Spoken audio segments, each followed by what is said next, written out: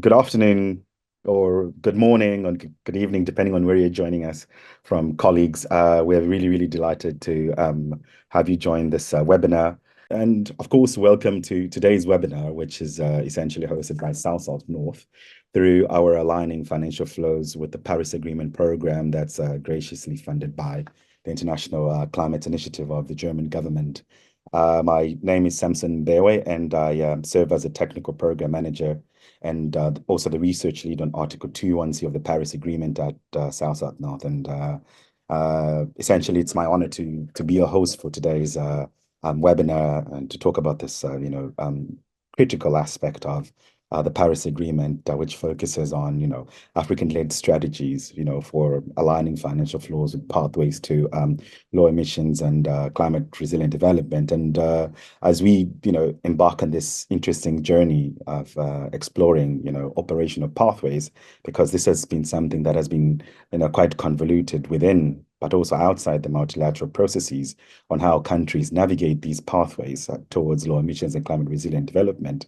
I think that it's become increasingly, pivotal for countries to consider how they demonstrate ambition in their nationally determined contributions. And I think some of our forthcoming work has actually taken the liberty of evaluating the NDCs of African countries, and there's little or no mention of Article 2.1c, and that's quite understandable in the sense that it remains unclear, or there's a lack of guidance how to operationalize Article 2.1c. And so I think this is an important conversation to be had, more so because there's been a lack of best practices.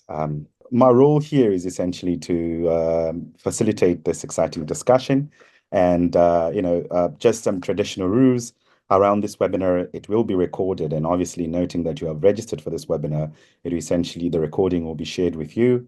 We've structured, I'll speak a little bit more around the structure of the session a little later, but please feel free to also use the chat function to pose any emerging questions as we continue this conversation and discussion. But there will definitely be an opportunity for questions. And so, within the context of Article 2.1c, I think it's important, to understand and to highlight, the interconnectedness between, climate action and sustainable development, especially in developing countries. And this is critical because it compels us to think about, in the context of Article 2.1c, how we reshape financial flows or shape how finance flows in this regard and how it aligns with various pathways. And it's been interesting, and having followed the multilateral processes, is that there is an interchangeable use of words such as operationalizing and implementing. And what we have come to unearth in this work is that operationalizing Article 2.1c is, it involves, essentially translating, this foundational long-term goal into practical actions, across both public and private sectors, importantly, and across national and international systems. And for developing countries, especially in Africa, this journey is fraught with many complexities. And the simple example is that financial systems are unevenly developed. We're going to be hearing more later on in the present, in this session about a country like South Africa obviously has an advanced, financial market, very strong, regulatory infrastructure, and is able to mobilize investments for low carbon transitions. However, there are still, structural barriers and, such as fiscal constraints and lack of investor confidence in other markets. And also within the context of South Africa, we continue to witness various social ills or socio-economic challenges, that continue to confront the country: high unemployment rate, but also more importantly, a very unequal society, both by consumption, by wealth and income grounds. We'll also hear a bit more about countries like, Mozambique, with newly discovered carbon assets that face the challenge of balancing immediate economic opportunities with long-term climate commitments. So what this all tells us effectively is that it calls for tailored approaches, innovative financial instruments. And the innovative financial instruments is something that has been quite convoluted as well, within the multilateral processes, in the sense that everyone keeps talking about them. And to think about what are these instruments becomes fundamentally important. But also the need for international support is also quite important, as we've noted in the discussions around, Article 2.1 and its complementarity with Article 9. But ultimately, the one thing we need to keep in mind is that, Article 2.1c is not about mitigating climate change alone. I think it's important to also consider how it interacts with the broader development goals, especially around poverty, eradication. And this, in principle, serves as a reminder that while, the responsibility of climate action is something that is shared, the means to achieve it must be differentiated, to reflect unique challenges faced by developing countries. And so the purpose of this webinar, might want to add, Priyanka, for you to move to the next slide, is that we are basically I'm going to fulfill a couple of goals, and one of which is to share some evidence-based insights. And right, so we will delve into some comprehensive research and findings from our AFF program that offer, context-specific strategies or approaches tailored to unique circumstances of African nations for operationalizing Article 2.1c. This is a particularly important point because the Sharm el-Sheikh dialogues, both of, the first dialogue of this year, including those of last year, have clearly demonstrated that there is a need for country-specific approaches. We do think that this conversation even goes beyond national level. It even drills down to sector-specific approaches that, considers various market and economic dynamics of a number of countries. Some of, through our work as well, one of the key things that we have unearthed or uncovered is that there is a need for stronger coordination around Article 2.1c. And in fact, in the evidence that we'll present today, we will establish some of the mechanisms through which we could coordinate efforts around Article 2.1c to better understand which stakeholder is involved, which institutions need to be considered within certain pathways in order to reach a process of Paris-aligned financial flows. So today, the focus will be essentially on 4 presentations. And the first presentation will be covered by my colleague, Aimée Tredoux, who is a project manager and researcher at SouthSouthNorth and also a co-author of the paper on exploring operational pathways for Article 2.1c of the Paris Agreement. And following that, we'll have a moment to take some of your questions for about 5 minutes to air any divergences, but also any feedback and any complementarity. After that, my colleague, Phatsimo Rahman, who's a program manager and researcher also at SouthSouthNorth, will present our second paper, which also focuses on exploring these operational pathways on Article 2.1c of the Paris Agreement, with the key focus on delivering a case study of managing high carbon assets for economic development and clean energy diversification in Mozambique. That will also be followed by a Q&A. Our third presenter will also be my colleague, Brian Makundi from SouthSouthNorth, who's also a co-author of the paper. And he will basically focus on the case of Ethiopia and how advancing sustainable energy for universal access in Ethiopia could be implemented or operationalized within the context of Article 2.1c. And that will also be followed by a Q&A process. The fourth and final presentation will be presented by my colleague, or my former colleague, but now an independent consultant, also working on issues around Article 2.1c, Simbisai Zhanje, who also talk about the case of financing climate resilient infrastructure.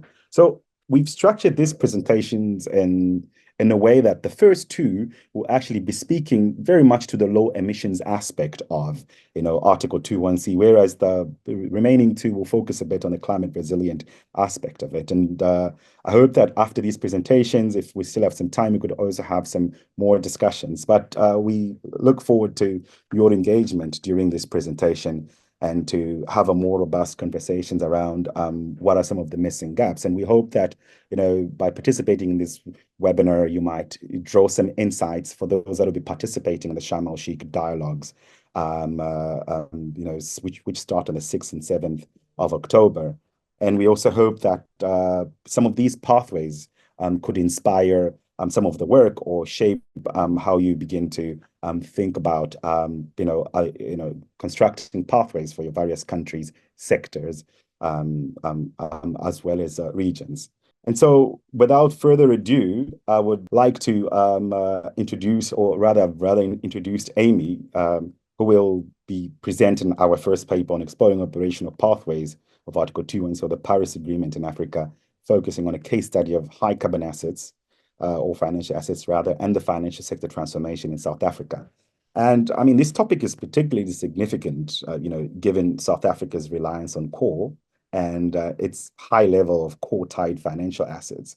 And at the same time, how this poses a challenge, transitioning towards low carbon financial flows within the context of Article 21C.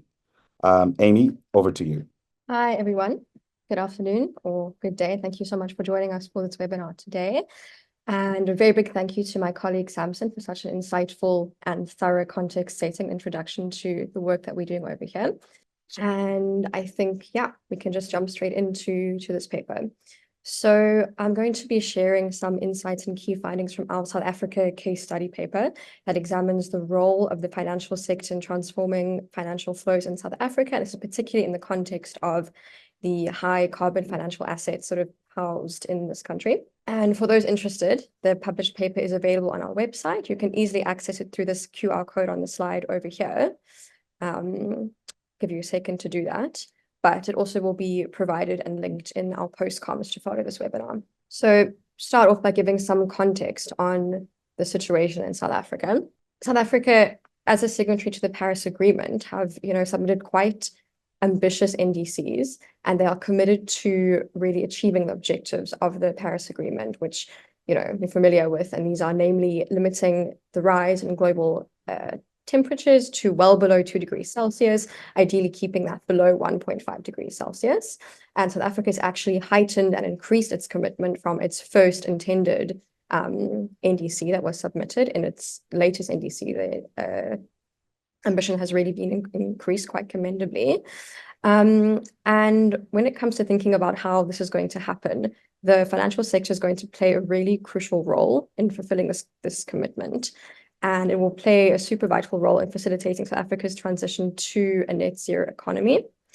And this transition also must adhere to Article 21C of the Paris Agreement, which states that countries need to make their financial flows consistent with a pathway to low greenhouse gas emissions and climate resilient development.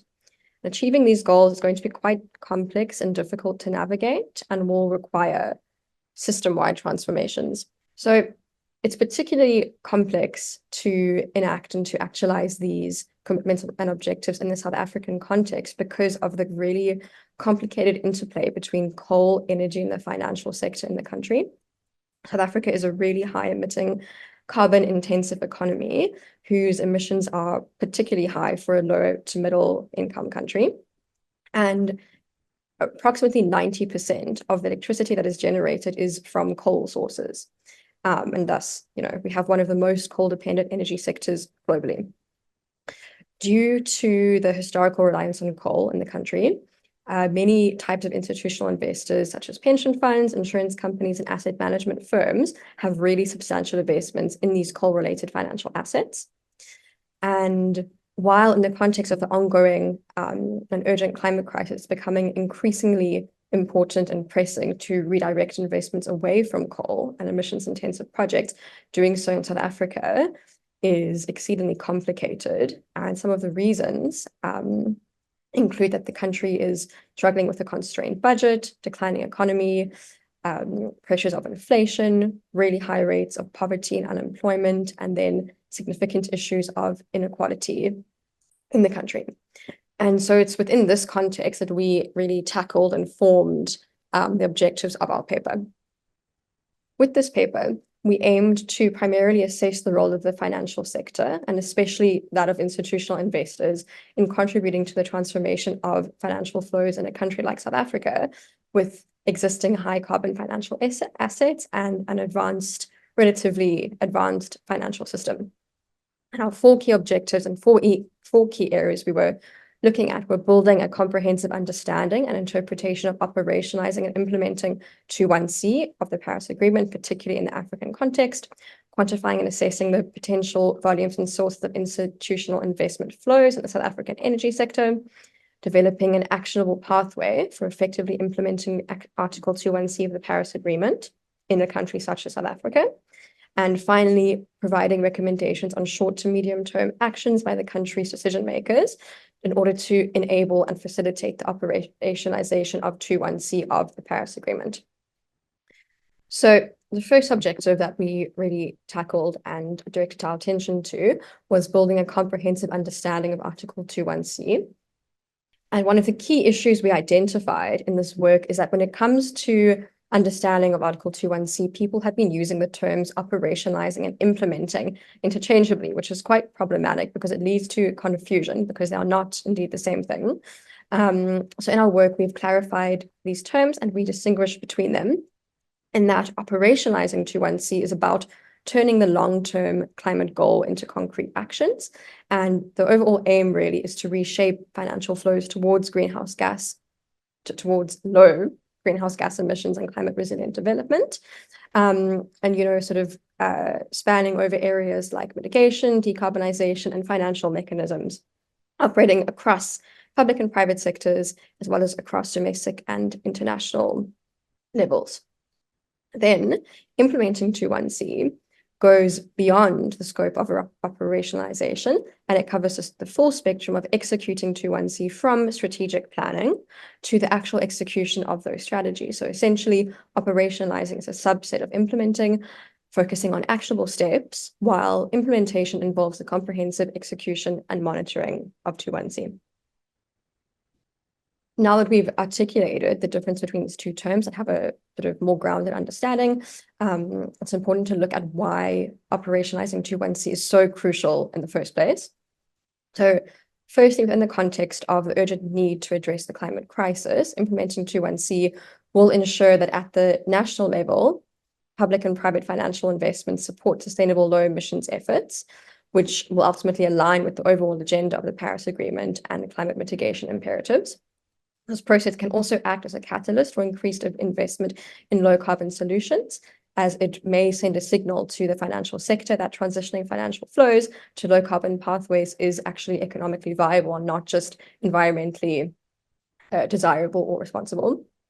And this hopefully would promote increased investment in climate-friendly sectors, thus stimulating innovation, job creation, and economic growth. Further, operationalizing 21C also helps to mitigate the financial risks associated with climate change, in that transitioning from high carbon to low carbon assets reduces the vulnerabilities related to potential asset devaluation in the face of a continually and increasingly decarbonizing world. Finally, the operationalization of 21C would support and facilitate international cooperation by urging developed countries to assist developing countries in their transitions, which is in alignment with the imperative of Article 9 of the Paris Agreement. So, having established the difference between operationalizing and implementing, and understanding now why it's so important to operationalize 21C, in our research process, the next issue we identified is this very significant barrier to operationalizing 21C in Africa and in South Africa is a really serious absence of guidance available to the financial sector on how to go about operationalizing and implementing 21C. And this poses multiple challenges to the financial sector. Among some are risk of inadequate climate risk assessment, and this can lead to misunderstanding climate risks can lead to some really serious issues like capital misallocation and exposure to stranded assets. Another challenge is inconsistent integration of climate considerations, which may result in prioritizing short-term returns over long-term climate impacts and sustainability. Another challenge is limited support for developing countries, and that without clear guidance, financial institutions may not prioritize or facilitate climate finance flows to developing countries, which could impede their efforts to achieve 21C and climate finance objectives. Then there's also a risk of market fragmentation, which is particularly risky and problematic in that it can lead to inefficiencies and increased transaction costs and delays in establishing a coordinated global financial system. And then there are also challenges posed, such as potential for greenwashing and lack of accountability and inconsistent disclosure and reporting practices across the financial sector. However, along with these challenges posed to the financial sector, in the context of this lack of guidance of operationalizing 21C, however, also opportunities posed. And And some of these include possibility and opportunity for innovation in financial instruments and mechanisms, such as the development of new financing models and impact investment strategies, which could quite effectively mobilize private capital for low carbon, climate resilient projects. There's also the opportunity to tailor approaches in line with the respective financial sector capabilities. And by leveraging, for example, the strengths of domestic financial markets, countries can develop strategies that can enable more effective mobilization and allocation of climate finance. Further, there's the possibility to remain very adaptable to evolving market dynamics, technological advancements, and changing investor preferences. And further possibility and opportunity to be very flexible to adapt to diverse financial systems. So having laid out understanding around 21C and tapping quite strongly into the theory around 21C, one of the really big questions that was a very key focus of our paper is figuring out where these financial flows are actually coming from and where they're flowing, how they're flowing into the country and into high carbon assets. And one of the key things we set out to do in this paper was to quantify these flows and get a sense of their scale.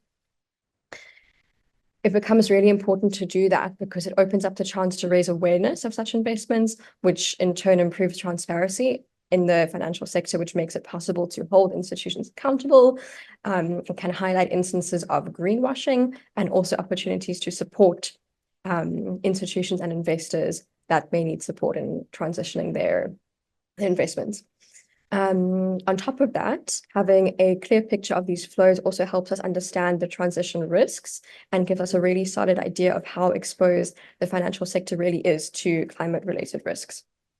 So, in our analysis, we pulled and adapted this data from the global coal exit list, and we examined various institutional investors, including pension funds, insurance companies, and asset managers, investing in coal in South Africa. And we also looked at investments in the South Africa's energy sector at various country levels. For instance, as you can see on the slide over here, we analyzed and presented the top 10 investors in Eskom, which is South Africa's national utility responsible for the majority of energy transmission and distribution in South Africa. And it's almost exclusively coal dependent. And you can note in this table that the South Africa's government employees pension fund holds a very substantial portion of the investment in Eskom bonds, which is quite critical and interesting to note, as it implies that a large proportion or a lot of pension funds are potentially exposed to climate change related risks and might be quite vulnerable. Also see some other players in the table, such as Germany's Allianz, see M&G and BlackRock, among others.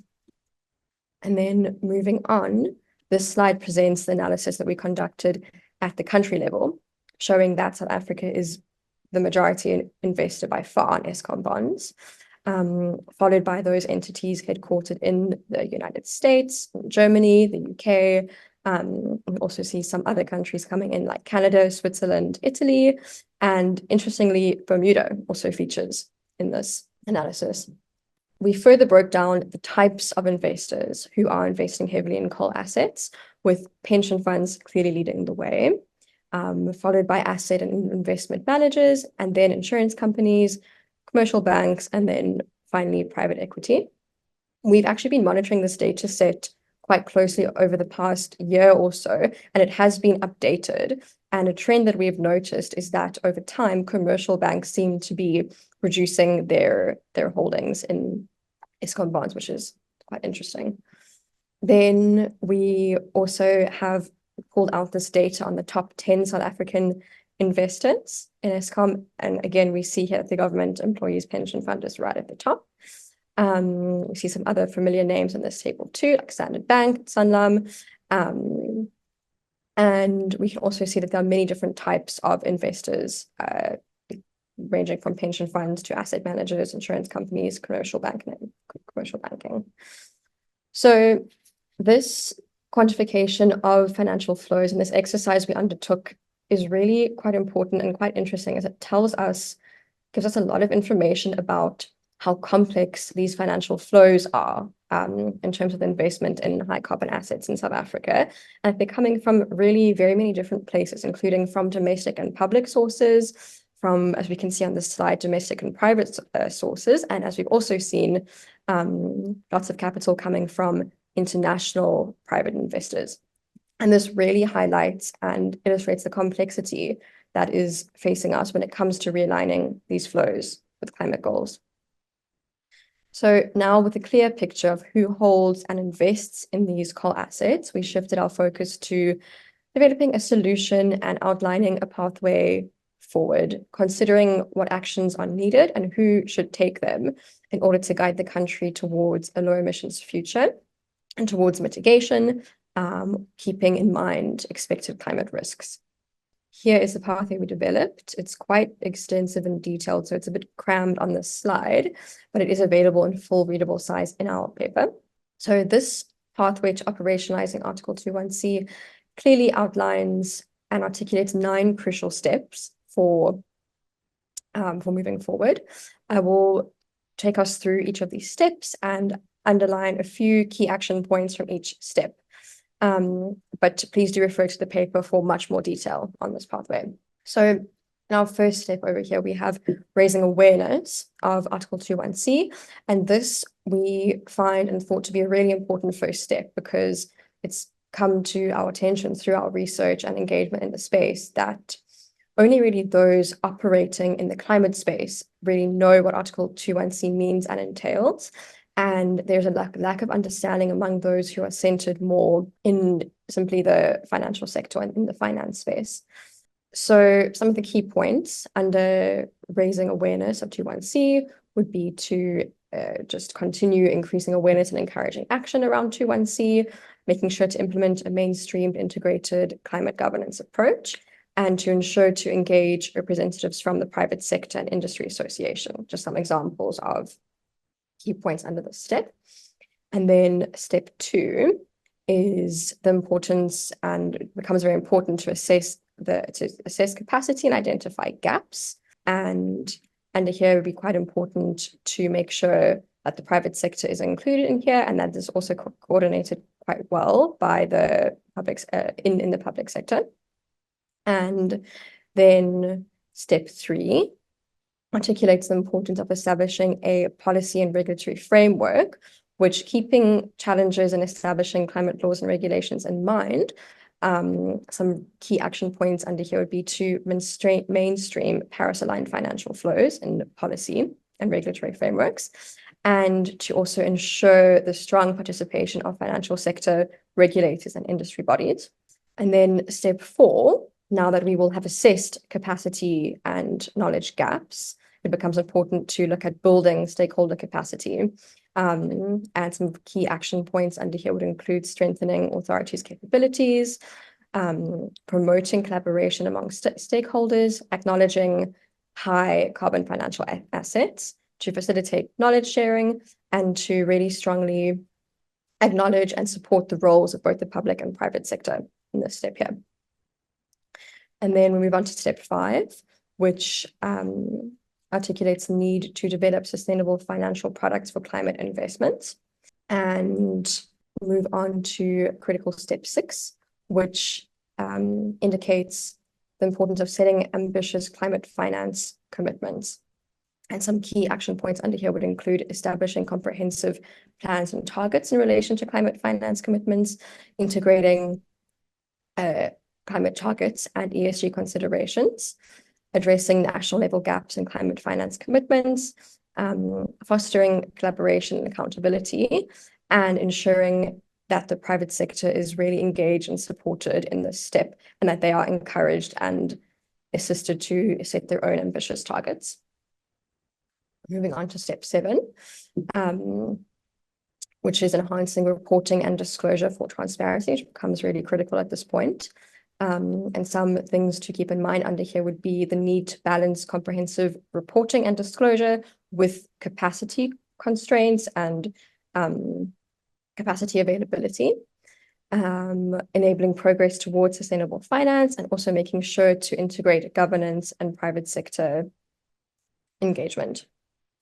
Then to the second last step, we speak about establishing monitoring mechanisms, which would include the need to establish comprehensive reporting and disclosure requirements to make sure to support related monitoring mechanisms for developing countries, and to ensure and facilitate government and private sector collaboration. And then moving on to the final but very important step of promoting collaboration and cross-regional learning. Some key items under here would be emphasizing collaboration and partnerships across various sectors, facilitating collaboration, keeping political dynamics in mind in this collaboration, addressing challenges through dialogue and consensus building, acknowledging and really facilitating just further collaboration and transitioning to climate-aligned finance, encouraging and supporting some leadership from the private sector and for the public sector to really facilitate this final step over here. So building on from our quite detailed pathway on operationalizing 2.1c, our paper then provides several key recommendations for achieving aligned financial flows in Africa in accordance with the Paris Agreement. So firstly, we note that strengthening multilateral cooperation is really essential, as collaborative efforts can build consensus around 2.1c and around Article 9, which could create a unified approach in these discussions and ensure that developing country needs and priorities are represented effectively. Then, enhancing capacity building and technical assistance is also very vital. And as far as possible, African countries should prioritize initiatives that address knowledge gaps and develop expertise in sustainable finance. Promoting stakeholder engagement through a multi-stakeholder approach involving financial institutions, private enterprises, and civil society is also vital and will help identify shared objectives. And establishing national green financing strategies by setting clear targets and timelines for aligning financial flows and for outlining regulatory frameworks that encourage investments in low carbon projects also becomes crucial. Then acknowledging that, and we recommend that strengthening climate finance data collection and analysis capabilities is necessary, recognizing the limitations faced and the difficulties faced by developing countries in doing this. And then we note that it becomes important to encourage innovation in financial product development, and collaboration between financial institutions and governments can lead to the creation of tailored and contextually appropriate financial products such as green bonds, climate-focused investment funds that support climate-friendly investments in African markets. Then enhancing climate-related reporting becomes very important for promoting transparency, but reporting requirements must be tailored to the varying maturity levels of financial markets across South Africa and be contextually appropriate. And mobilizing climate finance and investment, of course, becomes very crucial. We also indicate that promoting regional collaboration is really key, and leveraging regional forums can facilitate learning and foster a collective approach towards climate-aligned finance. Finally, the final recommendation is that it becomes really important to commit to a long-term vision and action for operationalizing 2.1c, and it also becomes important to establish clear policy frameworks to drive transition towards sustainable financial practices, even in the face of the challenges and how complex this can be to do. So in conclusion, our research presents several key takeaways. Firstly, operationalizing 2.1c is absolutely essential for aligning financial flows with low emissions pathways, particularly in Africa. The African financial systems play a really crucial role in financing just transitions across various sectors. Thirdly, developing countries face particular challenges that may hinder climate finance mobilization, including issues such as high debt levels and fiscal constraints. Then another takeaway is that South Africa has a really key and unique opportunity to lead and pioneer regional efforts in climate finance through the advantage it has through its relatively mature and advanced financial sector. Further takeaway is that multilateral cooperation and innovation are really vital for success, and requires collaboration across public and private sectors and across international partners and innovation in financial products also is really will become very essential. Then from our recommendations stemming from our pathway, some very brief ones. Our pathway calls for enhanced climate-related reporting and green finance strategies to unlock low-carbon development opportunities. And finally, in terms of global implications, lessons from Africa on operationalizing 21C can inform strategies for other developing regions, contributing to the ongoing global climate change efforts. So in terms of directions for future research, there may be a need, and it might be quite valuable and interesting to have a further look at investments and financial flows into other types of fossil fuels, considering that this analysis has been really strongly focused on coal due to the context of South Africa, but it may be very interesting to have a look at any differences and some similarities through a similar type of analysis, but on a different type of fossil fuel. So thank you. That is presentation on our pathway paper 1, the case study of. Thank you, Aimée, for the insightful presentation. I mean, I do think from my side, just a very quick reflection, that one, challenge around the lack of absence, right, and guidance in the financial sector around inconsistent integration of climate considerations. I think that's a very, sort of important challenge. Most so in the sense that in the absence of guidance, very strong guidance, I think we're seeing this among institutional investors when it comes to their commitments towards climate change or climate action in this regard. And that when you look at their investment strategies, the argument is that their obligation is, the primary obligation is not to climate change, it's rather to their shareholders. And I suppose that's one interesting thing that, the world must, or the world or the, financial sector actors and more broadly regulators must look to change in the sense that, we've noted, for example, massive investments from the South African, employee pension fund, and thought that was quite interesting. But also just quickly reflecting on Aimée's presentation and the pathway in general, I think, so what we attempted to do in this pathway is more or less of have an ideal, sort of stepwise process that would result to, Paris-aligned financial flows. Obviously, I mean, one of the recommendations Aimée pointed out was the need for climate reporting. And obviously that becomes, even more important when you think about things such as disclosure, right? I think that in an ideal world, mandatory disclosure would be the absolute way to enforce, would be an ideal way to enforce accountability and transparency.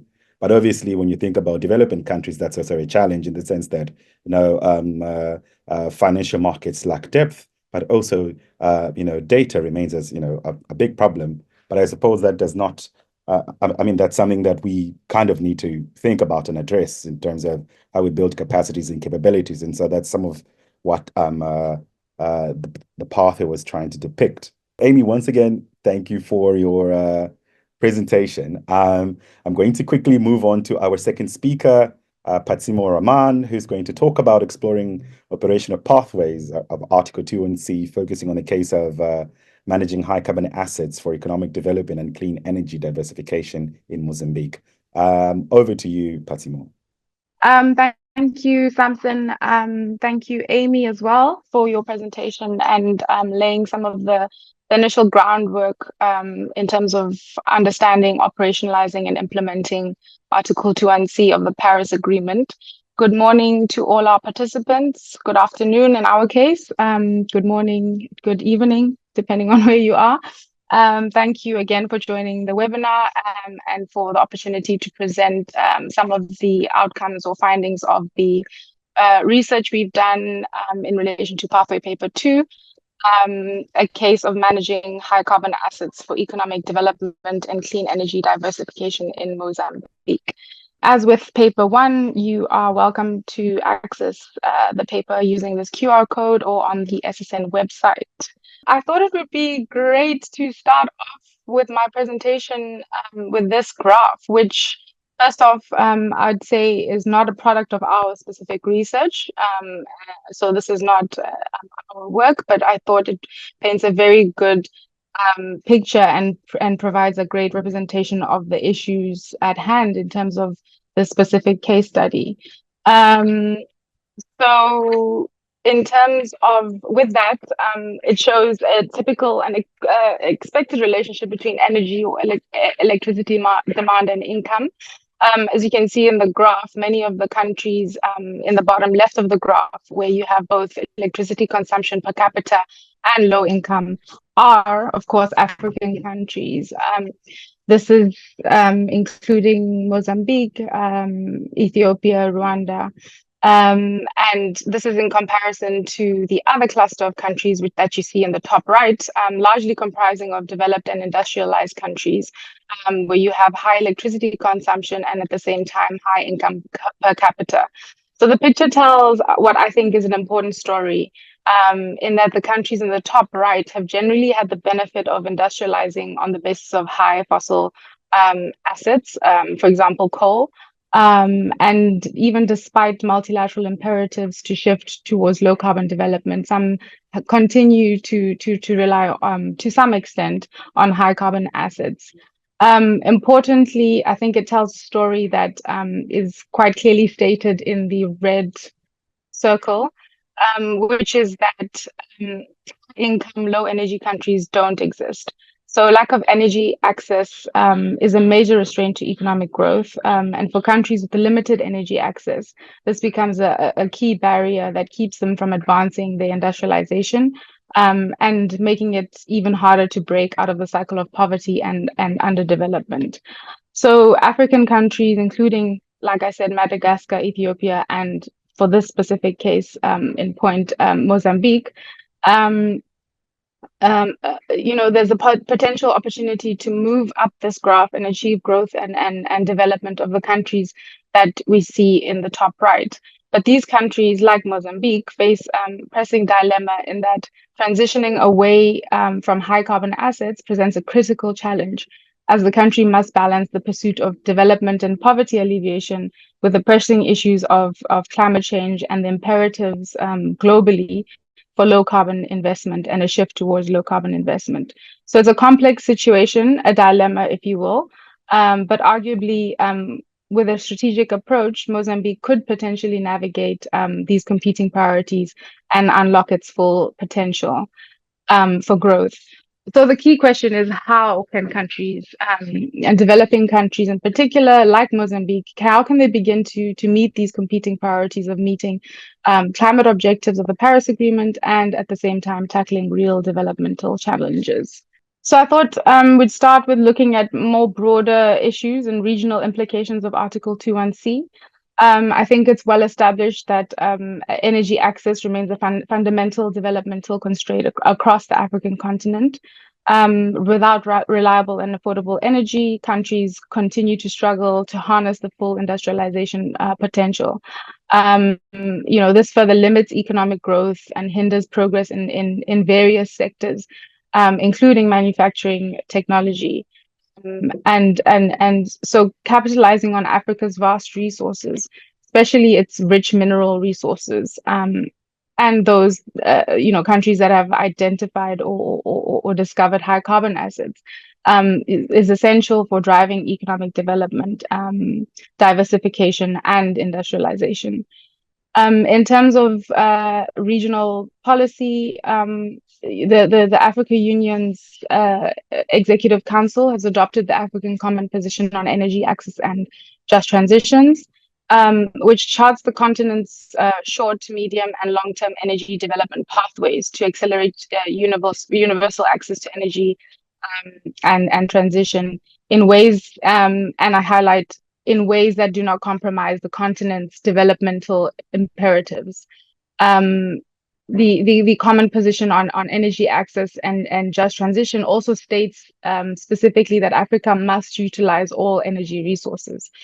So while Article 21C reinforces the need for all countries, developed and developing countries, to align with Article 21C, the implications of the operationalization will be very different for different regions and for different countries. So it's very important to consider the implications of 21C for Africa, particularly given its substantial share of high carbon assets. Just to mention, Africa holds 9.5% of the world's proven crude oil reserves, 8% of natural gas reserves, and 4% of coal reserves. And so while these resources present significant economic opportunities, they also pose challenges within the context of climate change and the urgent need to shift towards low carbon investments. So the reliance on high carbon assets must be balanced with the urgent and need to address the transition to cleaner energy sources. So it's a balancing act that even developed countries have struggled to maintain. And this has been made worse by the Ukraine-Russia conflict, which has placed additional pressure on oil and energy supply. So while commitments have been made through, for example, the Clean Energy Transition Partnership at COP26 and various others, to quote unquote end new direct public support for international unabated fossil fuel energy sector, it seems that these commitments also seem to include some language that provides caveats like except in the limited and clearly defined circumstances. So what we're seeing is that despite multilateral commitments, some developed countries have initiated efforts to boost coal investments to address energy source shortages, and that have been caused by, for example, the Ukraine-Russia conflict. And crucially, the discovery of gas on the continent could position Africa as a key alternative energy provider. And what we're seeing is that, for example, we're already starting to increase exports from a number of African countries, particularly North African countries like Algeria and Egypt. So taking a more focused view on our case study and looking more at the context of Mozambique, there are a number of key context specific considerations that, to have in mind when considering the implications of operationalizing 21C and what it means for the potential trajectory of the country. Firstly, Mozambique holds the third largest proven national gas reserves in Africa, which presents a significant opportunity for economic growth and development. At the same time, it's important to recognize the developmental challenges that the country also faces. And one of the most pressing issues is this low access to energy, with only 31% of Mozambique's population having access to energy, electricity. The lack of energy access is posing a major barrier to development, restricting economic activity and diversification, limiting educational opportunities, and also affecting health service delivery, and ultimately perpetuating cycles of poverty. Compounding this, the energy issue is, as of 2023, is that 62% of Mozambique's population continue to live in extreme poverty. And then adding another layer of complexity is that Mozambique is one of the top 10 countries that are most vulnerable to climate change, the impacts of climate change globally, both climate change and natural hazards, such as cyclones, flooding, and this has posed a serious threat to both people, infrastructure, and to the economic gains that have been made and the strides that have been achieved in that regard. To date, again, within the context of Mozambique, political uncertainty and weak commodity prices have also led to declines in foreign direct investment. And again, this is impacting the economic stability and growth. So, and then lastly, around the energy, within the energy sector specifically, although hydropower currently dominates and it comprises 81% of Mozambique's installed capacity, it is a renewable source, but there's also a critical need to diversify this energy mix. And natural gas could potentially present a promising avenue for this diversification. So with this picture and background in mind, what does operationalizing Article 21C mean for Mozambique? So a key point to consider is that Article 21C of the Paris Agreement emphasizes, as Aimée highlighted, the need for countries to align financial flows with the goal of limiting rising global temperatures to well below 2 degrees Celsius, which inherently implies much more of a focus on mitigation efforts. The strong emphasis on reducing emissions tends to overshadow the critical need for adaptation strategies, particularly in developing countries. So for many of these nations, which are already facing the harsh impacts of climate change, adaptation is often more pressing than mitigation. So while Article 2 sets important climate goals, it may not fully address the immediate needs of challenges of developing countries that are disproportionately affected by climate change. Within this context, consideration of principles of common but differentiated responsibilities come to play, especially since developed countries developing countries have not historically capitalized on high carbon assets. So the operationalization of 21C is a prerequisite for achieving the long-term objectives of the Paris Agreement. In the context of developing countries like Mozambique, implementing Article 21C must mitigate investment risks associated with fossil fuels, but also address socioeconomic development challenges, like I mentioned, poverty alleviation and energy access. But at the same time, it must consider both short, medium-term objectives as well as long-term imperatives that support low carbon and sustainable development.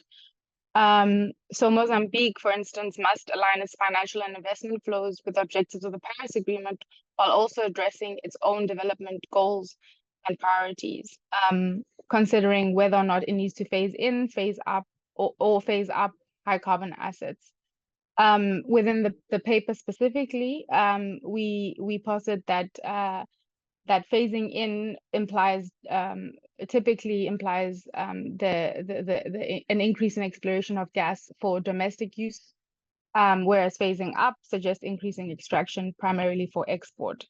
Mozambique can therefore be seen to be phasing up rather than phasing in, although the government has expressed the role that gas is intended to play in the country's industrialization through its gas master plan.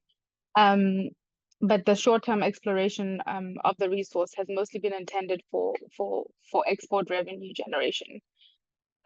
Compared to countries like South Africa, which are obviously historically dependent on high carbon assets like coal, these countries would be seen to be considering more of a phasing down and phasing out of the assets. So over time, introducing strategies for phasing in high carbon assets in the short term and creating longer term plans to ensure alignment with the goals of the Paris Agreement could potentially provide an approach to the management of these resources.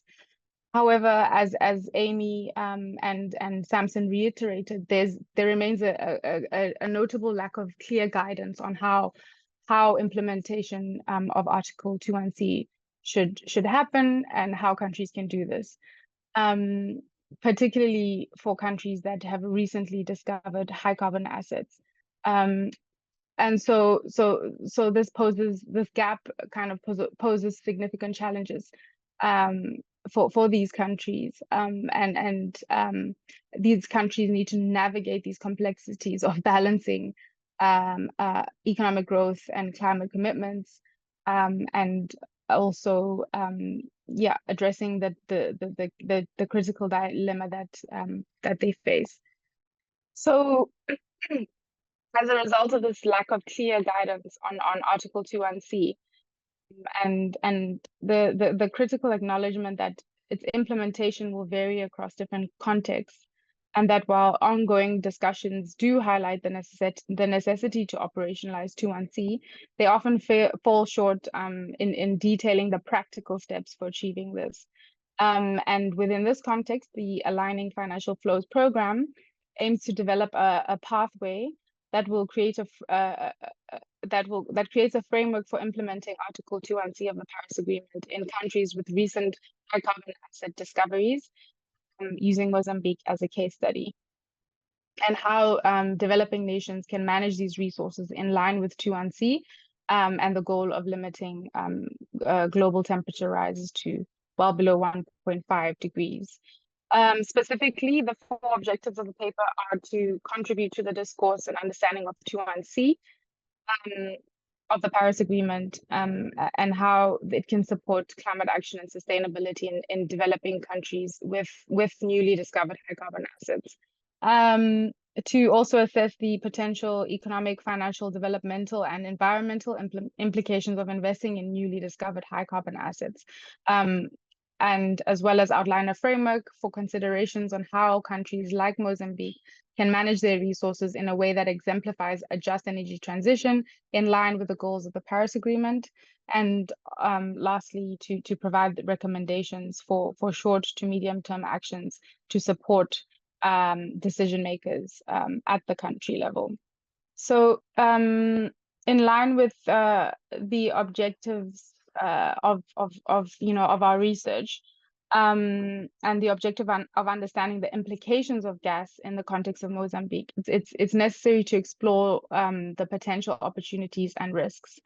The potential income, firstly, the potential income generating opportunities and benefits for the economy from exploiting the newly discovered assets are substantial and could significantly alter the trajectory of growth and industrialization for the country.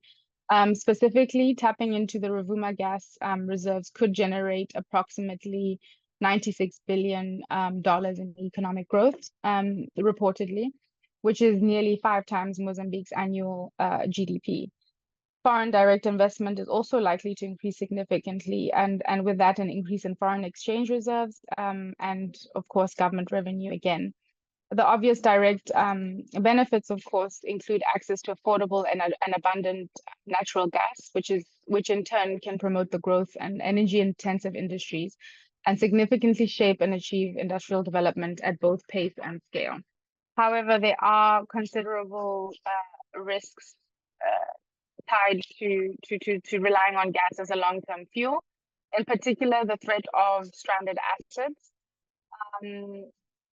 Investments in high carbon assets are becoming increasingly vulnerable to evolving global energy policies, technological innovations, and also changing market conditions. So Mozambique's current strategy of expanding natural gas production may inadvertently solidify a carbon-intensive trajectory, resulting in stranded assets that could be both economically burdensome and environmentally unsustainable. In addition to this, environmental risks linked to high water demand that are associated with the fossil fuel extraction, processing, and conversion, as well as local pollution associated with, for example, extraction. And then in addition to that, potential social risks associated with rising conflict within resource-rich regions, and Mozambique has seen this play out in reality, and or even the displacement of communities and vulnerable populations. Worth mentioning as well is the potential impact of carbon taxes associated with carbon border adjustment mechanisms. On the one hand, this is likely to increase the cost of gas production and reduce the competitiveness of Mozambique's domestic products. But on the other hand, it could further incentivize the country's efforts towards reducing the carbon intensity of its gas production processes, given the necessary support to facilitate investment in relevant technologies. So there are a number of complex considerations that countries like Mozambique with newly discovered high carbon assets need to take into consideration when determining whether they're phasing in, phasing up, etc. And firstly, it includes consideration of the relative investment in renewable energy. So evaluating the investment ratio in clean energy and alternatives compared to high carbon assets. and including an assessment of the revenues from these assets, and the extent to which these revenues can even be redirected to the clean energy initiatives, because this is likely to impact the obviously the net alignment or misalignment with Article 21C. And then the contribution of extractive sectors to national emissions. So analyzing the proportion of national emissions attributed to the extraction of the high acids, the potential impact of alternative other alternative high carbon acids or sources, for example, coal. Assessing which of which carbon acid is the lesser of the two evils, for example, needs to be taken into consideration. And then again, as I mentioned, the extent to which the gas revenues could amplify investment in renewable energy. So this brings us to the main objective of the paper, which is to present the framework or pathway for how countries like Mozambique can start to manage their high carbon assets. So by undertaking the steps in the proposed pathway, the idea is that countries can start to shift from a net misalignment to an overall net alignment. And this should happen over time, as shown by the red arrow at the very bottom of the graph. Another key point to mention just before I walk through the steps of the pathway is that these steps are not intended to be undertaken sequentially, but rather should be seen as a complex, dynamic, and ever-moving kind of flow of information and feedback loops that inform the extent to which countries advance their use or exploration of these high carbon assets.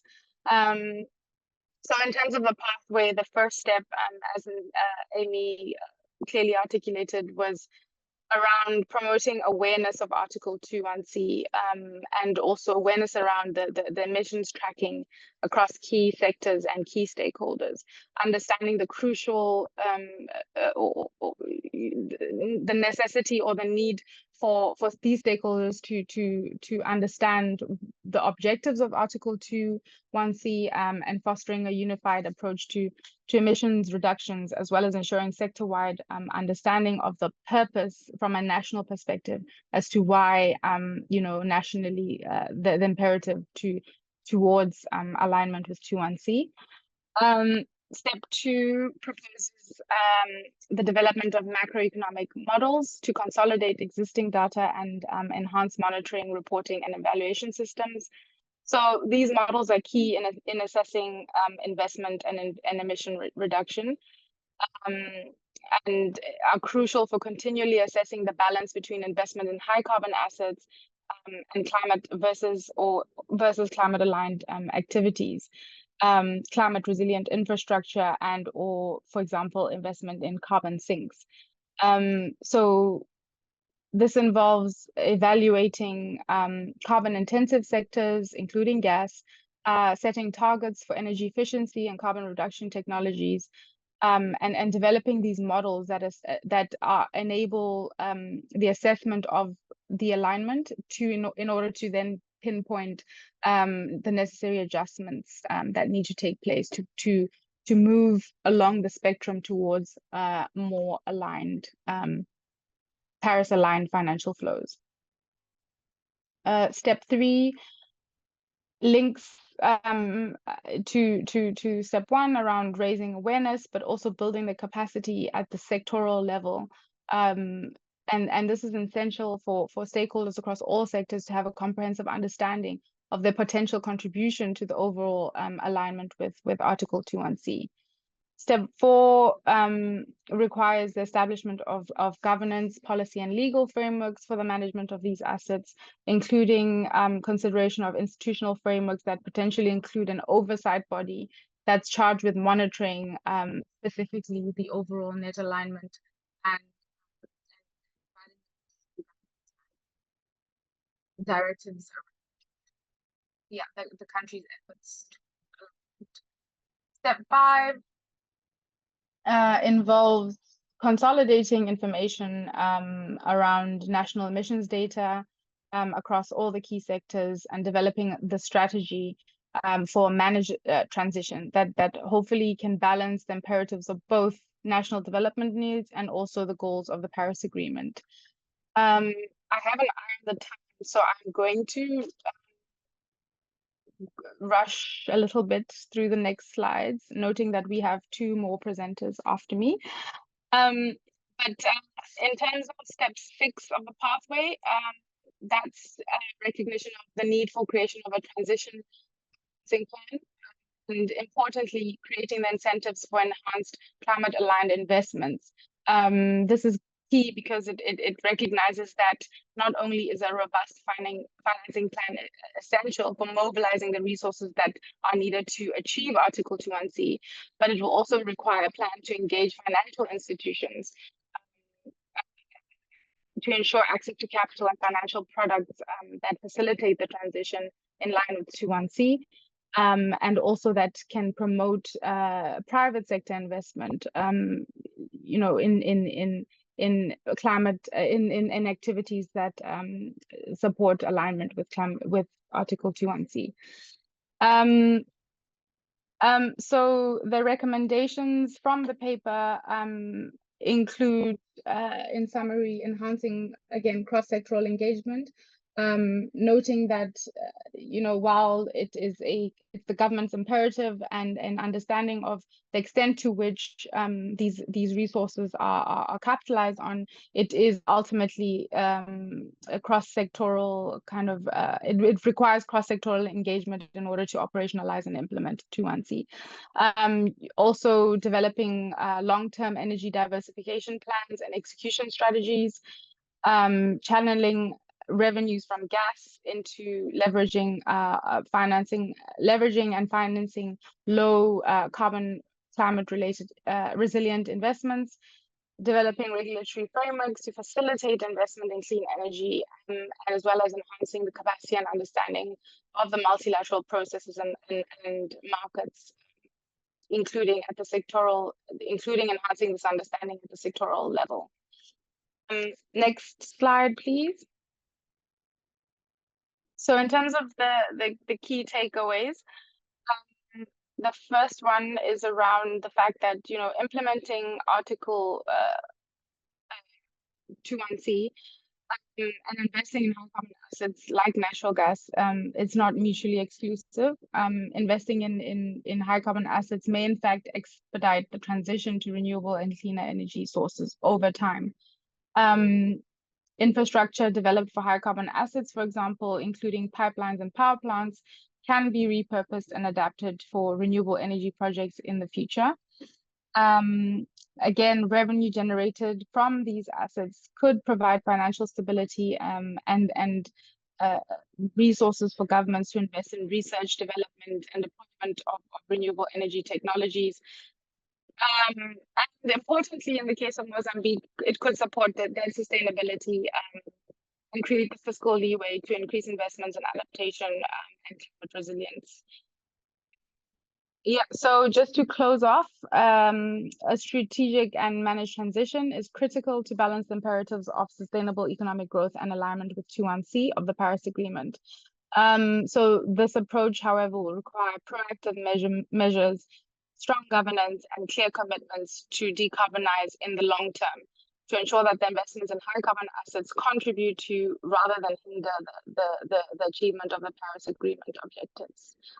With that, I will thank you for listening and hand over back to you, Samson. Thank you, Phatsimo, for the presentation.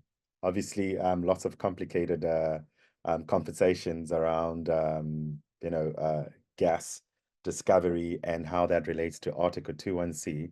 I'm just going to quickly check in with Priyanka to put up the next set of slides as we await for the next presenter. I'm just going to quickly check in the room if there are any quick questions as Priyanka puts back the slides. Any quick questions, any quick reflections?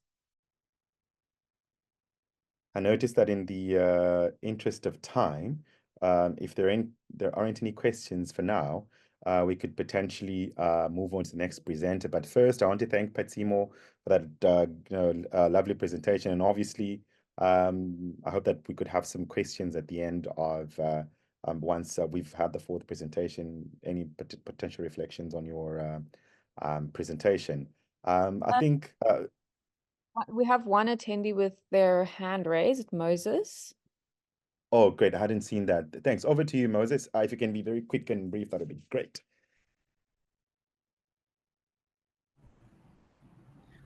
Yes, thank you so much for this opportunity. My name is Moses Jimmy Olara, Partnerships and Communications Officer at Tree Adoption Uganda. So I would like to appreciate the previous speaker for her presentation, but also comment on just one or two things. So amongst the things that she said, she talked about Zimbabwe being one of the countries that is suffering from poverty. She identified poverty as a very serious concern.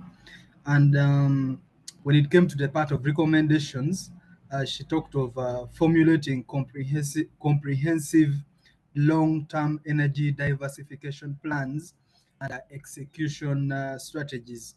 So I would just like to find out how best will be this shift, yet the underlying problem, which is poverty, has not yet been addressed. I feel that the addressing poverty would actually come in first. It would help in the implementation of this comprehensive long-term energy diversification plan, because poverty is something that is actually quite serious. Yeah, so basically that is my submission. Thank you. Thank you, Moses, for that great question. Over to you, Phatsimo. Thanks. Sorry, I was looking for my unmute button. Thank you, Moses, for the question. Indeed, you're right. Poverty is a key priority for a lot of African countries, and hence the recommendation around formulating long-term energy diversification plans. And strategies that allow for short-term consideration of the use of potential high carbon assets in a manner that assists governments in addressing these developmental priorities, through the income generated from these assets, but at the same time creating more longer-term plans that still see this shift away from the use of these high carbon assets.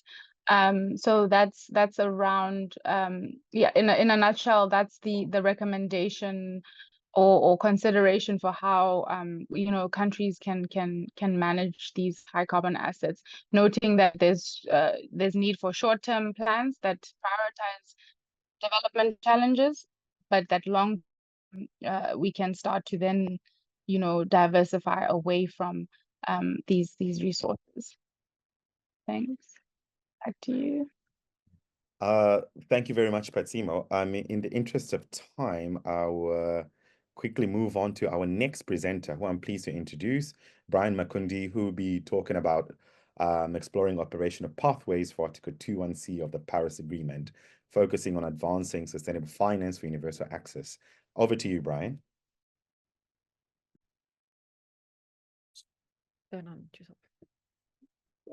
Hello, everyone. Thanks to my colleagues Aimée and Phatsimo for your highly insightful presentations on the South African and Mozambican case studies. As Samson has mentioned, my name is Brian Makundi. I am a project manager and researcher within the AFF team. And in this case study, we're going to explore how aligning financial flows with climate goals, specifically through Article 21C of the Paris Agreement, can help unlock sustainable climate finance for achieving universal access to clean energy in Ethiopia and countries facing similar challenges. Next slide, please. Here's the QR code to the paper on the website, and we'll get right into it. So the aim of this particular case study was to assess how alignment with Article 21C can help unlock sustainable climate finance for universal access to clean energy, while safeguarding the financial assets of income-poor households for enhanced livelihoods and access to clean cooking solutions. In terms of objectives, the paper set out to develop a comprehensive understanding of how Article 21C can mobilize diverse financial sources, including public, private, domestic, and international flows to help safeguard the financial assets of low-income and rural communities when it comes to clean energy access. So we set out to do this by, first of all, assessing Ethiopia's current energy landscape, identifying the barriers, and then ultimately exploring practical pathways for implementing Article 21C to enhance clean energy access. So let's look at Ethiopia's context. Why is there a need to safeguard the financial assets of low-income households when it comes to energy access? Ethiopia has set itself ambitious targets to expand both on-grid and off-grid energy access, but it faces significant obstacles. These challenges include limited financial resources, insufficient climate finance, and inadequate policy frameworks. At the same time, the high cost of energy services disproportionately affect low-income households. The paper makes a case that by operationalizing Article 21C of the Paris Agreement, Ethiopia can unlock sustainable climate finance that would not only drive universal clean energy access, but in doing so, it would protect the financial assets of income-poor households. This would ultimately reduce the financial burden these communities face in accessing energy for both livelihood purposes and clean cooking.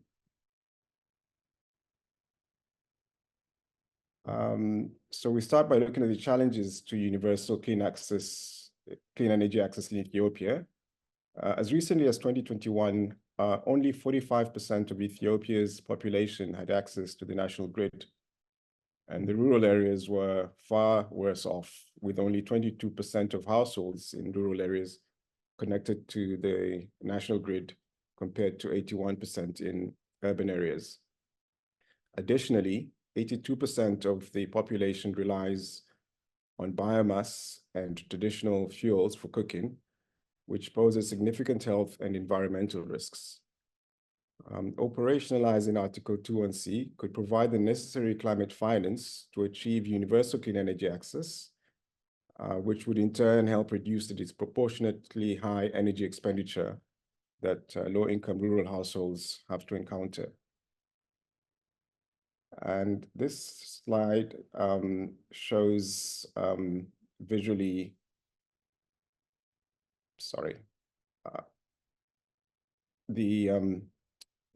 what I spoke to in the previous slide in terms of what Ethiopia's 2030 targets are versus where they are right now in terms of electricity access, and clean cooking solutions.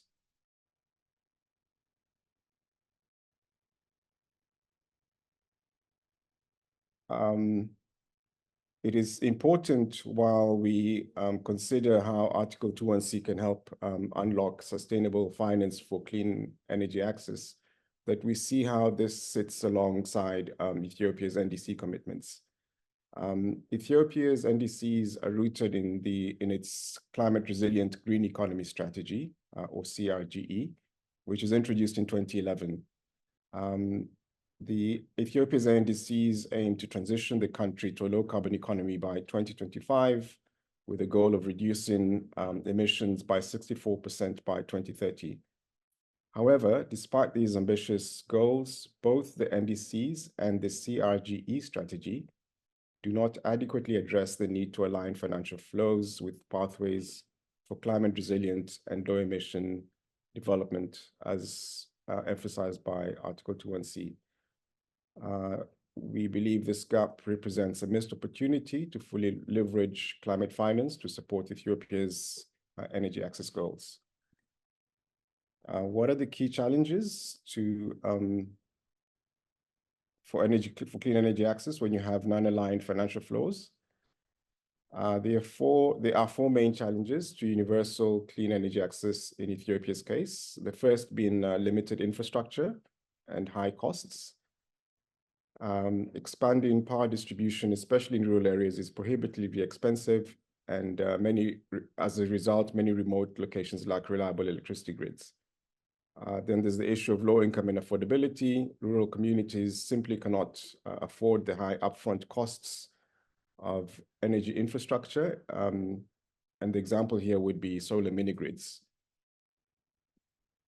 There's also a lack of awareness amongst many communities of the benefits of modern energy services, or even the awareness of government programs designed to increase energy access.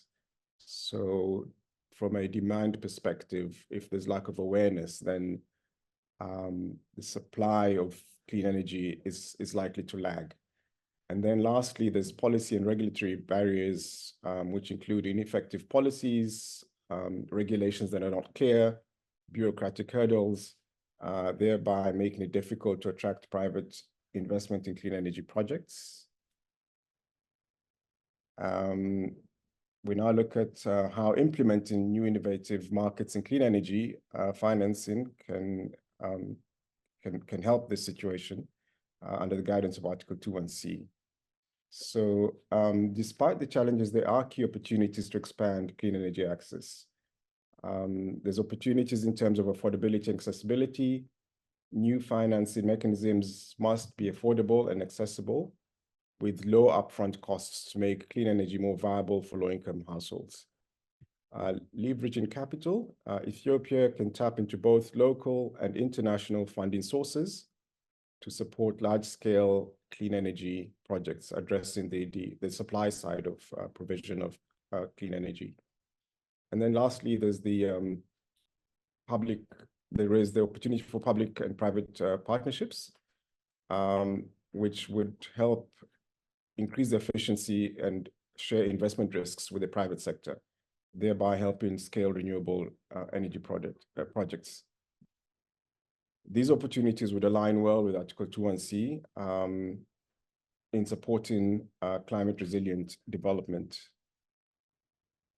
Continuing on with the opportunities, there's opportunities for risk mitigation through the provision of investment guarantees and other risk mitigation instruments that would thereby encourage private sector participation. There's also opportunities for grants, provision of grants and concessional financing. These would be helpful in catalyzing engagement from the private sector and thereby aiding in scaling up the investment in renewable projects. And once these come together, you then have the confluences of scalability and replicability coming together to further enhance the expansion of clean energy access. And in the process, you will then have technical expertise and capacity building within amongst local stakeholders, which is critical for the sustenance of clean energy projects and ensuring long-term success. We're going to now quickly look at the pathway that we put forth as helping to unlock sustainable climate finance for expansion of universal clean energy. So I'll quickly just walk you through, and I'll just highlight the main takeaways for each step of the pathway. The first step is to raise awareness amongst all stakeholders. This includes both those involved in producing the clean energy as well as those who actually consume it. And in this case, our focus is on rural communities and low-income households. The second step is to develop appropriate national strategies for expansion of rural electrification that are measurable and that foster reduction of carbon emissions in energy consumption. So solar mini grids is a good example here. The third step is to streamline energy policies in order to attract much needed investment into clean energy projects and thereby unlock climate finance that is scalable and sustainable. The fourth step is to enable climate finance to thrive by implementing the right policy frameworks, as well as creating incentives for investors and clear standards to even the playing field. The fifth step is to develop and bring about inclusive financing mechanisms, particularly for the consumers of clean energy services. And this would involve initiatives such as community-based financing mechanisms. The sixth and the last step is to increase national ambition by engaging broadly within regional and international fora in order to benefit from emerging best practices, bearing in mind that alignment with the climate goals, specifically financial flows, the 2.1C is still an evolving phenomena. So we'll quickly look at the key takeaways. We've highlighted three here. One would be to develop policies to safeguard the financial assets of low-income households by ensuring affordable energy access. The second one would be to unlock sustainable finance from a broad spectrum of sources to support expansion of investment into clean energy projects. And lastly, being the aim of this paper is to safeguard the financial assets of vulnerable communities by enhancing affordability and thereby mitigating high expenditure on energy services. We do point out that it is essential to have a robust monitoring and evaluation frameworks to help effectively continuously improve and refine these interventions. In terms of recommendations, we've highlighted four. One is to review and strengthen existing energy access strategies with a focus on safeguarding the financial assets of low-income households. The second one is to foster innovative financing mechanisms that are inclusive of the needs of poor and rural communities. Third recommendation is to improve market conditions to attract investments in renewable energy, and particularly support public-private partnerships. And the last one is to implement ongoing interventions implement ongoing policy interventions to make clean energy more affordable for low-income households. And in conclusion, we note that low-income communities in Ethiopia and countries facing similar challenges across the continent do face high energy costs. It is very clear that traditional public funding is insufficient to meet the needs of expanding clean energy access. Attracting private investment is key, particularly for off-grid and mini-grid solutions. Systemic reforms are needed to integrate private sector financing into the energy sector. Ethiopia, and specifically, would require international support to address both access and affordability challenges. And lastly, to recommend avenues for future research in this area. We suggest that future research could involve how scalable climate finance can be raised in local currencies in African countries, because presently most international sources of climate finance tend to be in foreign currencies, with providers of that finance not being particularly keen to accept repayment for the finance that they've provided in the local currencies of African countries. So I think that would be an interesting area of research, as that would certainly help scale up sustainable climate finance into this area. I'll leave it there for now. Thanks for listening. Over back to you, Samson. Thank you, Brian, for the presentation and for the insightful outcomes from the work in Ethiopia. I'm noting, in the interest of time, before we take any questions, we'll probably need to jump into the final presentation. And then thereafter, if we've got some time, we're going to obviously take some questions. But to all the participants, feel free to raise some of your questions in the chat box, and we'll be happy to respond to those. Moving forward, I'll introduce our final speaker for today, Simbisai Zhanje, who firstly I want to thank for waking up really early, as she's based in the US, and it's around about 5 a.m. at the time when this webinar kicked off. And so thank you, Simbisai. She will be talking about our work around the case of financing climate resilient infrastructure and how it relates to Article 216. And I think this is a very, very important area of work, and it has been noted quite strongly in the Sharm el-Sheikh dialogues, rather the absence of work or case studies undertaking work, but in pursuant of pathways to climate resilient development. So over to you, Simbi. Thanks, Samson. Good morning for those who might be joining from the other side of the world like me. Thank you for joining, and thank you to all my colleagues for presenting on the other 3 papers. As Samson mentioned, I'll be talking a little bit about the other side of Article 21C, which is resilience, how we ensuring that financial flows are aligning with climate resilient development pathways. Yes, you can access the paper using this QR code, and they'll also share the paper after the webinar. So this paper sought to develop a pathway for aligning infrastructure financing with Article 21C of the Paris Agreement, emphasizing an inclusive process that enhances resilience and supports sustainable development in Africa.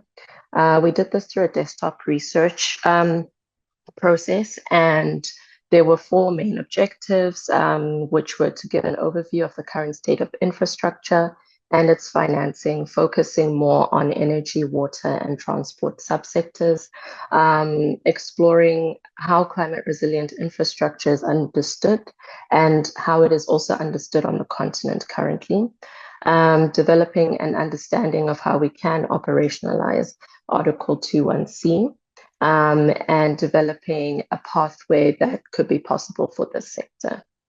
And I'll just give an overview of the infrastructure context. So the continent requires significant investments in greenfield infrastructure assets that are both resilient and that contribute to poverty eradication.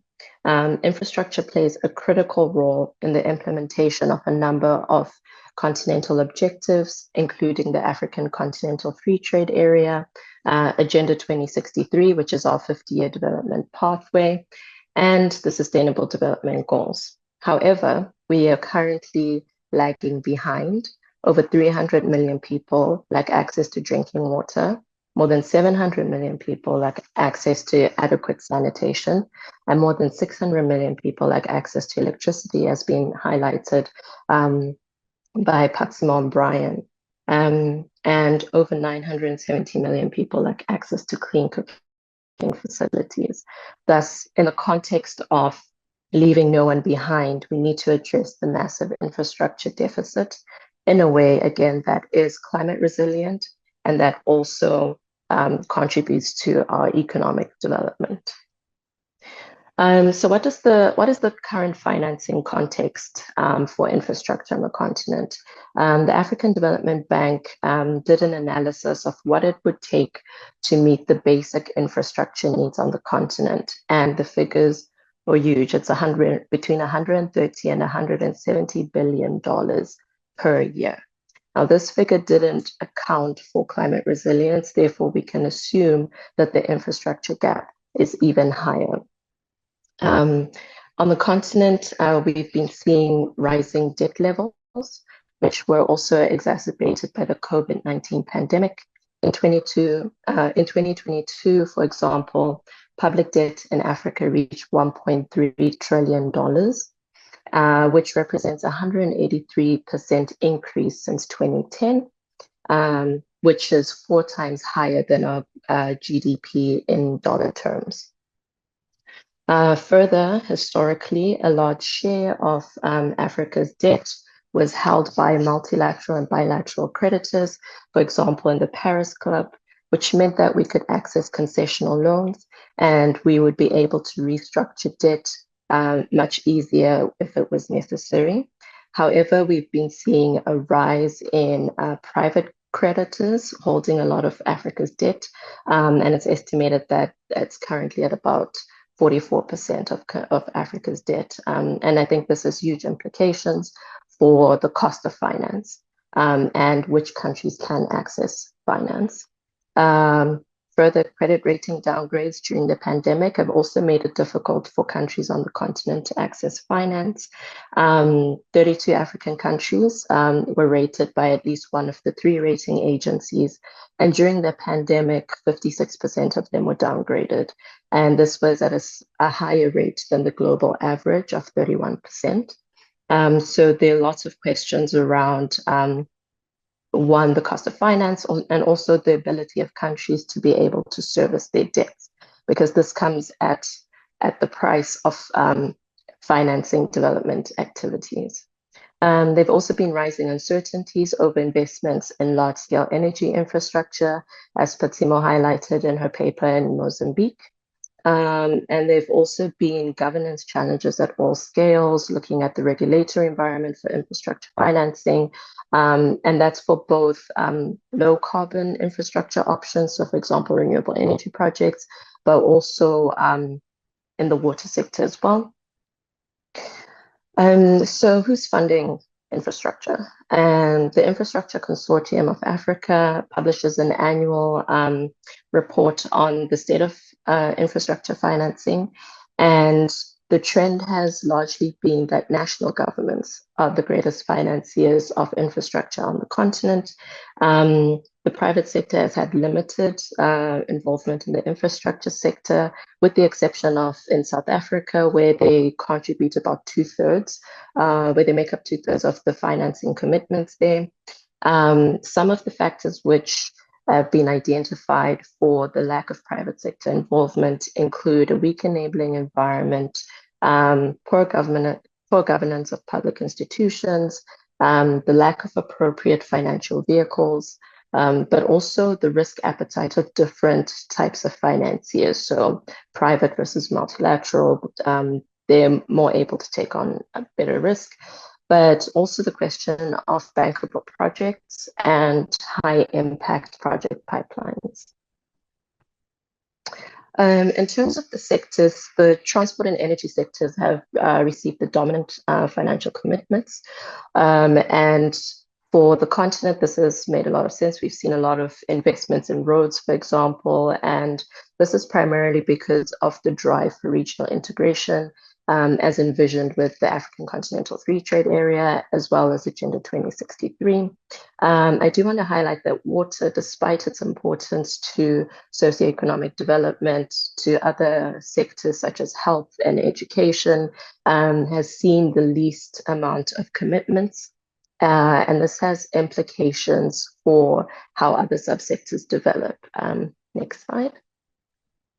So here we'll see that in particular for water, the financing gap is really big. In 2020, it was estimated at between $49 and $59 billion per year. So we really need to be able to see further investments in water and sanitation. Next slide. In terms of the regional distribution, it's fairly equal between Southwest and North Africa.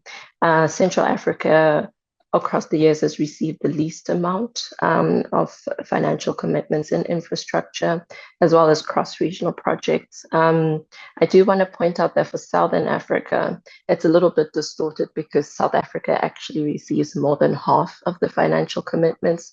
So within regions, there will be some disparities in countries. And so this raises questions about what does it take for countries to be able to access finance for infrastructure, and why are there discrepancies across countries? What regional processes could be established to support this? So according to a McKinsey study, 80% of infrastructure projects fail at the feasibility stage. They argue that finance is available, but there seems to be a mismatch between the finance that's available, as well as the quality of the project. There is, again, a limited project pipeline and or high impact projects, governance challenges, which include legal and administrative structures, the absence or changes or rapid changes to regulatory environment can create disincentives for investment, but also delays in obtaining licenses, approvals, and permits all contribute to some barriers for finance. Further, an inability to agree on risk allocations or to be able to appropriately allocate risk between the private sector and the public sector, for example, is another challenge. So what is climate resilient infrastructure? What does it look like? And what are some of the opportunities?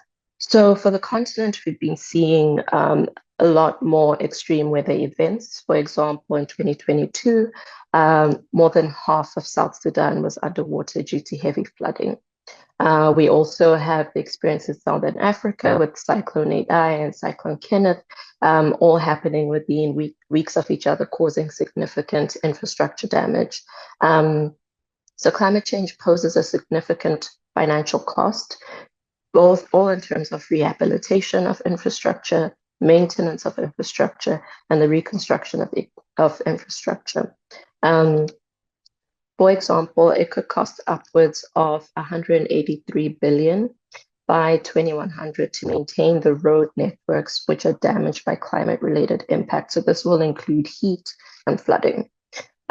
This all has a domino effect when we start to look at the rising prices of goods, including food, as well as services. Failure to adapt will also, for example, result in 65 to 85 billion in damages across 12 African coastal cities by 2025. And this is all from the IPCC AR6 report. So we do have a real need to be able to integrate climate resilience and to ensure that all our investments in infrastructure are increasingly climate resilient. So what does this mean? There is no universal definition of climate resilient infrastructure. And when we're looking at the national determined contributions and the national adaptation plans, we see that climate proof and climate resilience are used interchangeably. And this has implications for how we're tracking progress and resilience and how we're also tracking finance that is going towards climate resilient infrastructure. But broadly, climate resilience requires that we take a systems approach that doesn't only look at the infrastructure asset, for example, a road or a dam, but we need to look at the broader environment in which the asset sits, so both upstream and downstream of that. We need to be able to place infrastructure in places that are less exposed, whilst also ensuring that they're better able to cope with climate risks that are emerging. They also need to be able to withstand and respond, but also recover rapidly from disruption. So people need to be able to access the infrastructure services, whether it's the roads or having energy or having a water supply put back in place after an extreme weather event. But also knowing that there's a lot that we don't know about what the future climate will be. We need to be able to achieve an acceptable level of performance, considering all the climate risks, but also the available information that we have. So there's a lot of work around downscale climate information, but there are some challenges around, for example, the rain forecasting in localities, like would there be more rain, would there be less rain? So we need to work with what we have. So in terms of the financing landscape, this one's a little bit difficult. So the Climate Policy Initiative recently published a report on climate resilient infrastructure, and they found that for every dollar that has been spent on climate resilience, 87 was spent on non-climate resilience. So we're still having a lot of financial flows that are not being either tagged as being climate resilience or not including climate resilience at all. So there's some issues also around the data and the methodology for collecting the data, so in understanding that. So there are a few gaps in our understanding, but it is also a nascent area, with some multilateral financiers starting to consider what this could look like. The MDBs, for example, have the Paris-aligned principles that they've published and how they will approach investments with climate resilience. At the country level, we have not, a lot of countries have, as I've mentioned, have not fully assessed their infrastructure needs. So in Southern Africa, for example, South Africa is one of the few that's actually that they actually do have priorities in climate resilient infrastructure, and they've provided some costs around that. And there's significant challenges with data, as different methodologies are being used to cost the needs. So what are some of the benefits? So it's reliability in service provision, an increased lifespan, avoiding costs of retrofitting, co-benefits, for example, in biodiversity, but also it saves money in the event of disasters. So so there are a few benefits of integrating climate resilience, but there are significant barriers. The first is that there's inadequate capacity, both of policymakers, but also financiers, both public and private, to assess risks, vulnerability and impacts, and to integrate these into strategies and plans.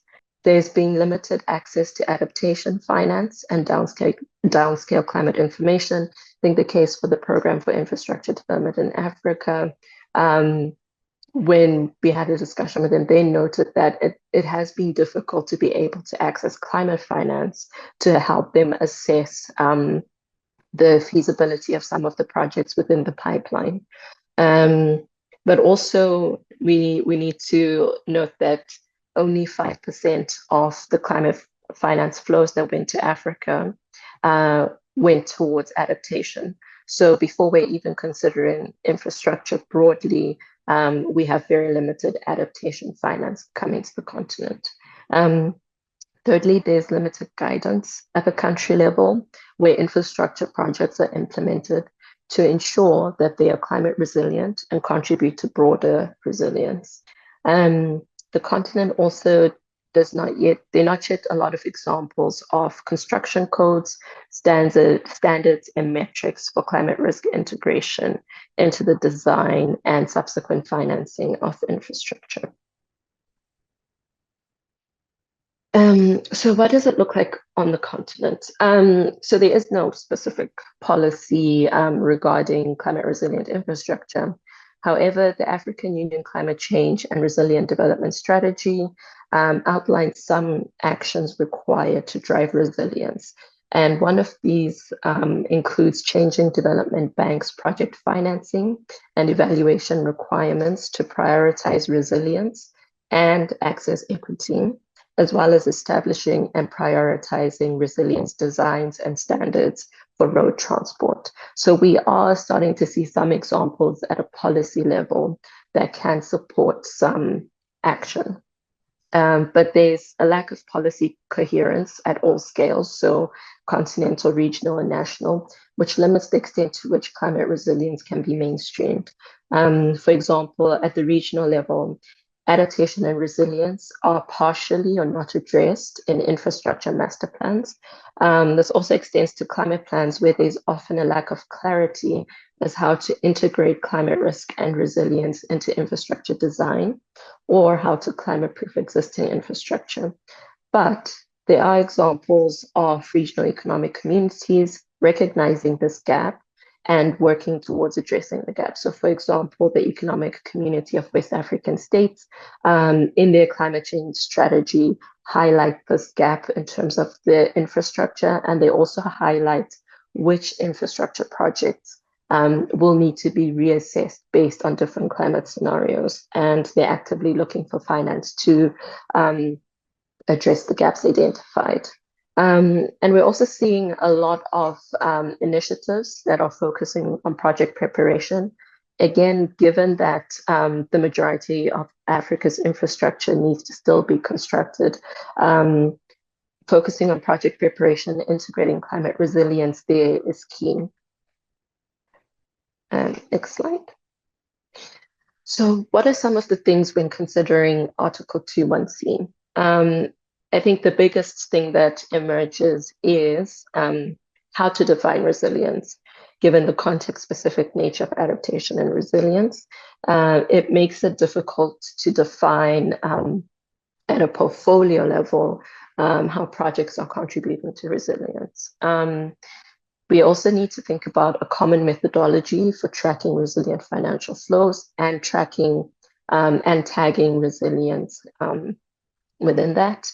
But also looking at project level information.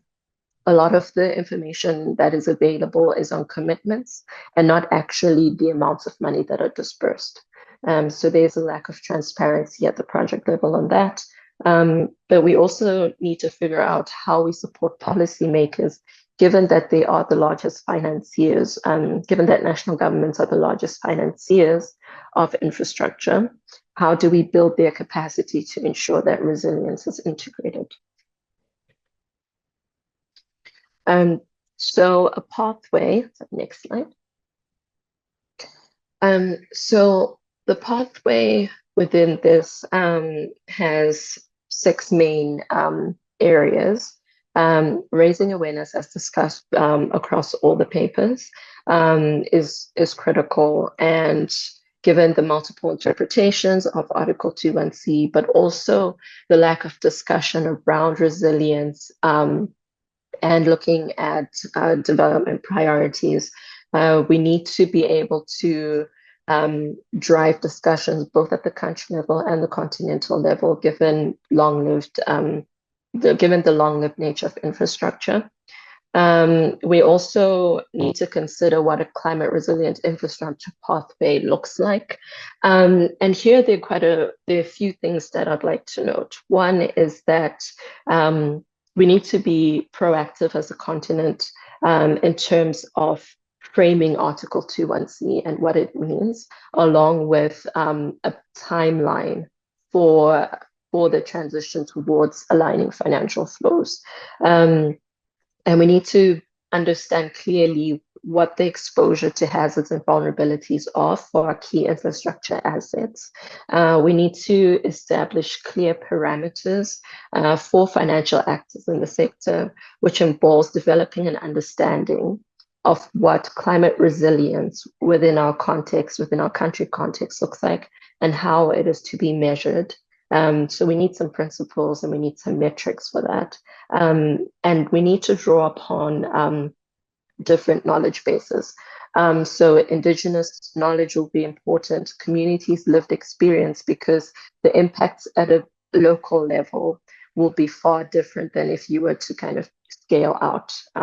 So we need to understand what's happening at a community level, what the infrastructure is, what sort of impacts and risks are they seeing, and we also need to draw on the best scientific research that that is available to inform our understanding of resilience. And we need to engage across across multiple sectors and gather diverse perspectives to ensure that the parameters that we do set are inclusive and reflect the needs and priorities of all stakeholders. We also need to consider evaluating our planned and current infrastructure assets as well. When looking at the policy and regulatory frameworks, the thing that keeps emerging is the need to harmonize frameworks across countries, given that regional economic communities play such a crucial role in infrastructure planning, but the implementation happens at the country level. We need to make sure that all the country frameworks are speaking to each other to ensure that we're incentivizing the right kind of capital for infrastructure.